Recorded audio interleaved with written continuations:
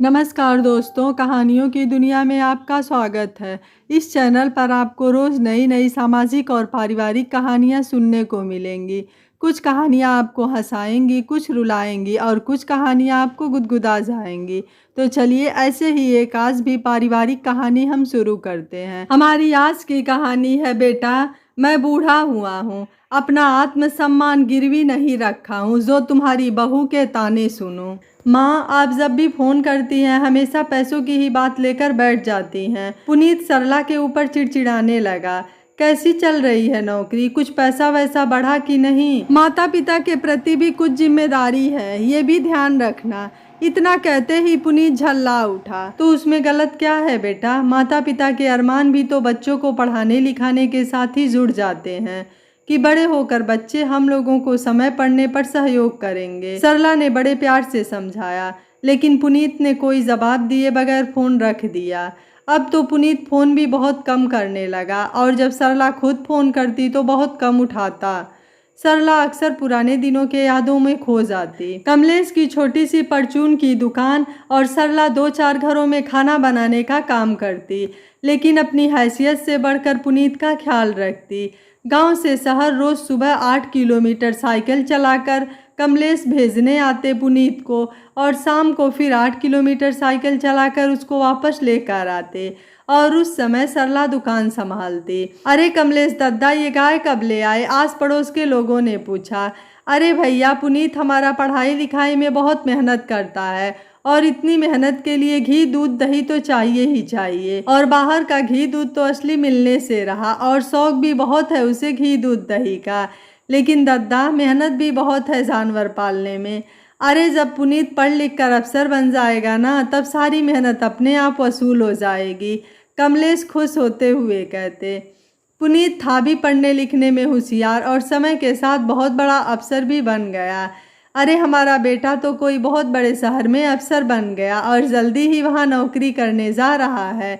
सरला और कमलेश जो मिलता उसको रोक रोक कर बताते, और खुशी हो भी क्यों ना, एक बहुत ही साधारण परिवार और गांव का बेटा शहर में अफसर बन जाए। जब पुनीत नौकरी करने गांव के बाहर जाने लगा तो सारे गांव के लोग उससे मिलने के लिए आते। पुनीत बेटा, सरला भौजी और कमलेश दद्दा ने तुम्हारी खातिर बहुत कष्ट झेले हैं, अपना सुख त्याग कर तुम्हारी खुशी के लिए समझो कुर्बान हुई गए, उनको मत भूलना।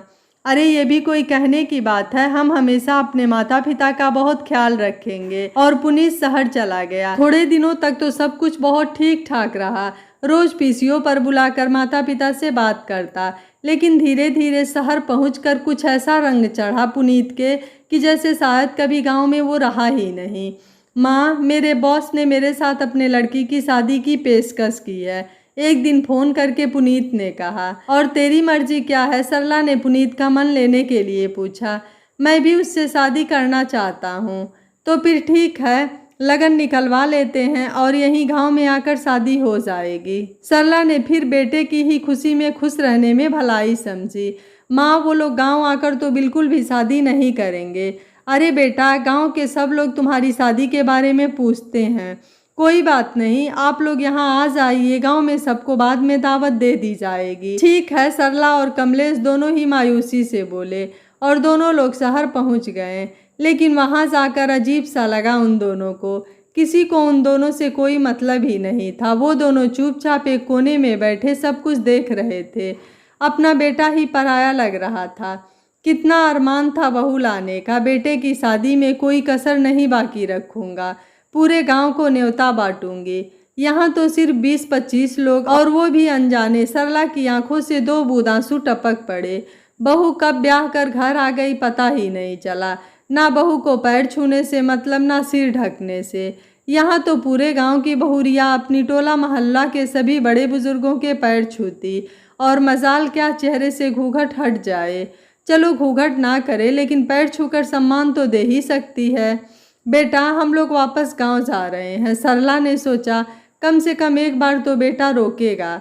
ठीक है, फिर कल सुबह सुबह निकल जाइए, शाम तक पहुंच जाएंगे। लेकिन पुनीत ने एक बार भी रुकने के लिए झूठ भी नहीं कहा और दोनों मन में बेहद दुखित हो गांव वापस आ गए। सब गांव वालों के पूछने पर प्रशंसा करते नहीं अघाते दोनों लोग, क्यों बेटे बहू की बुराई करके अपना ही अपमान करना। सरला और कमलेश ने एक दो बार पुनीत से कहा कि बहुरिया को गांव लेकर आ जाओ, सारे गांववासी तुम लोगों से मिलना चाहते हैं। लेकिन पुनीत ने दो टूक जवाब दे दिया कि प्रिया ने इसी शर्त पर शादी की थी कि कभी गांव नहीं जाऊंगी। अब तो कुछ भी कहना बेकार था, दिल पर पत्थर रख लिया। दिन बीतते चले गए और अब तो कभी कभी ही फोन आता बेटे का, और ना ही कभी अपने पास बुलाना चाहता।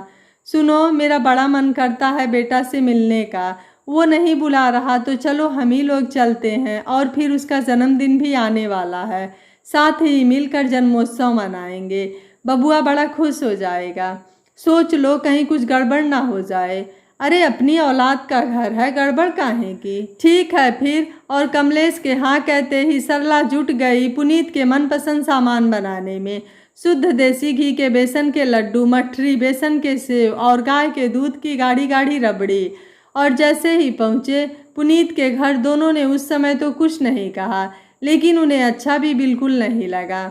बेटा तुम्हें देखने को तो आंखें तरस गई, इतना कहकर सरला पुनीत को गले लगाने लगी, लेकिन पुनीत कसमसाकर पीछे हट गया, क्योंकि प्रिया को पुनीत का किसी के भी गले से लिपटना पसंद ही नहीं था, चाहे फिर वो माँ ही क्यों ना हो। धक्क से हुआ कलेजे में सरला के। माँ बाबूजी आप लोग, अरे हमें बताते तो हम बुला लाते आपको स्टेशन से, पुनीत ने कहा। इतने दिनों तक तो बुलाने का ही इंतजार करते रहे, मन ही मन कमलेश ने कहा। पुनीत उनको ड्राइंग रूम में बिठाकर अंदर चला गया। जरूर तुमने ही फोन करके बुलाया होगा, प्रिया की गुस्सा भरी आवाज बाहर तक आ रही थी। नहीं प्रिया, मैं तुम्हारी मर्जी के बगैर कैसे बुला सकता हूँ उनको। मैं तो इसलिए जल्दी फ़ोन भी नहीं करता हूँ, मुझे तो खुद नहीं पता कि ये लोग ऐसे आ जाएंगे। मैं तो बिल्कुल भी नहीं मैनेज करने वाली, प्रिया ने कहा। तुम परेशान ना हो सकता है कि रुपए पैसों की ज़रूरत हो तो वही लेने आए। दो एक दिन में उनको रुपए पैसे देकर वापस भेज दूंगा। ये सुनते ही सरला के पैरों के नीचे से ज़मीन खिसक गई। हमारे बेटा बहू, हम उनके ऊपर बोझ हैं। अपनी कोख से जाया बेटा ऐसी बातें कर रहा है। बड़े मनोयोग से चुन चुनकर अपने हाथों से बनाया हुआ सामान सरला देने आई थी प्रिया को, और वो हाथों में पकड़ा सामान सरला को मुंह चिढ़ा रहा था। उसके हाथों से सामान छूट गया, छनाक की आवाज़ हुई। वो आवाज़ तो सुन ली पुनीत ने, लेकिन जो शायद बहुत अंदर तक टूट गया था सरला के, वो शायद कमलेश के अलावा कोई न सुन सका। बाहर से कमलेश दौड़ कर आए। अरे माँ, आप बाहर ही थीं, कोई ज़रूरत थी तो मुझे बुला लेती। पुनीत तुरंत बात पलटते हुए बोला। तुझे बुला लेती तो तुम लोगों की सच्चाई कैसे जान पाती। मैं तो तेरे जन्मदिन के लिए अपने हाथों से बने लड्डू, मठरी और सेव तुम्हें देने आई थी, और तुम लोगों की बातें सुनकर पैर ठिठक गए। बेटा मुझे तुम लोगों के रुपए पैसे नहीं चाहिए। ईश्वर ने हम लोगों को अपने जीवन यापन भर का बहुत दिया है, और गांव में अभी भी इतना प्यार और सम्मान है कि हम लोग अपनी ज़िंदगी बहुत आसानी से काट लेंगे। सरला की आंखों में आंसू और आवाज़ में बेहद दर्द था, और उसकी दर्दनाक आवाज़ सुनकर कमलेश भी आंसुओं को आने से रोक ना सके। नहीं माँ, ऐसी बात नहीं है, आप गलत समझे हैं। गलत तो बेटा हम लोग पहले समझे थे, लेकिन अब आंखें खुल गई। बेटा बहू तो पराया खून थी, गिला तो तुझसे है कि तूने हम लोगों के प्यार को ना देखकर हमें रुपए पैसों का लालची समझा। आज तूने मेरी कोख की लाज मिटा डाली। सुनिए जी, तुरंत वापस चलिए, मुझे यहाँ एक पल भी नहीं रहना है। सरला मोह की पट्टी तोड़कर कमलेश का हाथ पकड़कर वापस चल पड़ी। इतने बड़े दुख में उसे ये भी नहीं याद रहा कि अभी अभी थोड़ी ही देर पहले इतना लंबा सफ़र तय करके थक चुकी है, और फिर से इतना लंबा सफ़र। लेकिन उन सब की परवाह ना करते हुए लौट पड़ी अपने गांव वालों के पास। पुनीत उनको इस तरह जाता हुआ देखकर बोला, पिताजी आप तो माँ को समझाओ, इतना लंबा सफ़र वह कैसे। तभी कमलेश ने कहा, बेटा इतना लंबा सफ़र तेरे लिए तय किया है, लेकिन अभी इन बूढ़े बाजुओं में इतनी ताकत है कि सम्मान की 2 रोटी तुम्हारी माँ को खिला सकता हूँ, और अपनी धनवान बीबी को ये भी बता देना कि तुम्हारे माँ बाप तुमसे पैसे मांगने नहीं, बल्कि तुम्हें और अपनी बहू को अपना आशीर्वाद देने आए थे। लेकिन तुम्हें ना हमारे आशीर्वाद की ज़रूरत है, ना हमें तुम्हारे पैसों की। ये कहते हुए दोनों अपने आंसुओं के बाढ़ को रोकते हुए अपने गांव की तरफ चले गए और पुनीत वहीं सर झुकाए खड़ा रहा। दोस्तों, लोग कहते हैं कि पढ़ने लिखने से इंसान के अंदर संस्कार आते हैं। शिक्षा इंसान के अंदर चेतना लाती है। शिक्षा इंसान को अच्छे या बुरे में फर्क करना सिखाती है। लेकिन आजकल के बच्चे पढ़ लिख कर अपने उन्हीं माता पिता को भूल जाते हैं जिन माता पिता ने उनके लिए कितने मुश्किलों को उठाकर उन्हें इस काबिल बनाया है। क्यों होता है ऐसे? क्यों बच्चे पढ़ लिख कर उन्हीं माता पिता को भूल जाते हैं जो माता पिता उनके लिए अपनी खुशियों को कुर्बान करने में नहीं हिचकते हैं? आपकी इस कहानी के बारे में क्या राय है? आप मुझे अपनी राय कमेंट बॉक्स में ज़रूर दीजिएगा। वीडियो पसंद आया है तो वीडियो को लाइक शेयर एंड चैनल को सब्सक्राइब कर लीजिएगा। Thank you for watching. मिलते हैं अगली कहानी में।